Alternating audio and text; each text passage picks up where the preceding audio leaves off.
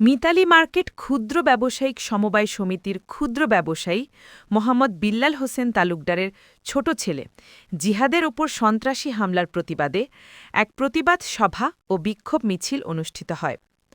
অনুষ্ঠানে প্রধান অতিথি হিসেবে উপস্থিত ছিলেন মিতালী মার্কেট ক্ষুদ্র ব্যবসায়িক সমিতির প্রধান উপদেষ্টা জনাব মোক্তার হোসেন, সাধারণ সম্পাদক ২ নং ওয়ার্ড বিএনপি।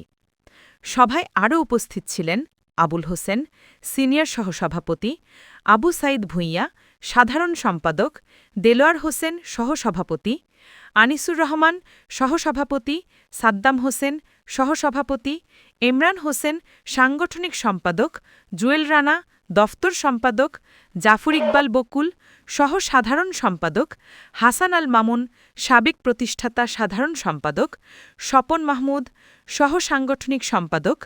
এছাড়া সভায় আরও উপস্থিত ছিলেন ব্যবসায়িক নেতৃবৃন্দ জয়নাল আবেদিন, সোহাগ মিয়া, মাহফুজুর রহমান, মোর্শেদ প্রমুখ।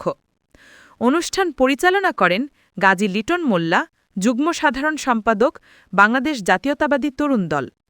সভায় বক্তারা বলেন, মিতালী মার্কেটকে সন্ত্রাস, চাঁদাবাজি, মাদক ও দুর্নীতিমুক্ত রাখতে ব্যবসায়ীদের ঐক্যবদ্ধভাবে কাজ করতে হবে। তারা আরও জোর দিয়ে ঘোষণা দেন, এই মার্কেটে আওয়ামী লীগের ধূসর ও সন্ত্রাসী চাঁদাবাজদের কোনো ঠাঁই হবে না।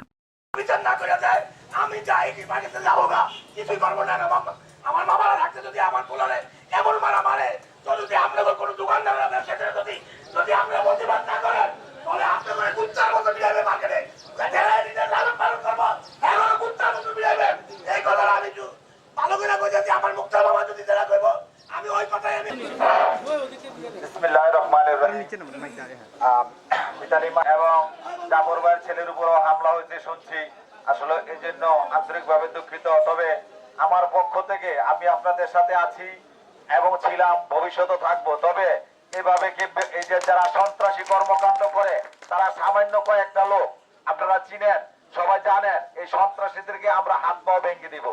এই মার্কেটে ঢুকা নিষেধ। মিতালী মার্কেটে বহিরাগত যারা আছে সন্ত্রাসী, তারা মার্কেটের ভিতরে ঢুকা নিষেধ। আর আপনারা প্রত্যেকটা ব্যবসায়ীদের উদ্দেশ্যে বলতে চাই, প্রত্যেকটা দোকানে এক একটা লাঠি অথবা পাইপ রাখবেন। যারা সন্ত্রাসী চাঁদাবাজ ঢুকবে তাদেরকে গণদোলায় দিবেন, গণদোলায় দিয়ে আমাদেরকে খবর দিবেন, অথবা প্রশাসনের লোক আছে, প্রশাসনের থানায় ফোন করবেন, ইনশাল্লাহ আমরা থানায় দিয়ে দিব।